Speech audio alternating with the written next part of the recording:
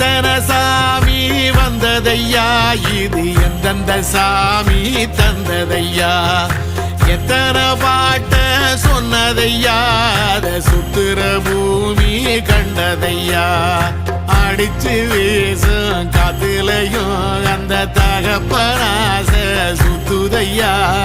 பிடிச்சு பூக்கும் விதையிலும் ஒரு வம்சத்து கதையே உள்ளதையா, 100 தலைமுறை சேர்ந்து செதுக்குன ஈர நலம் இது பாறையா,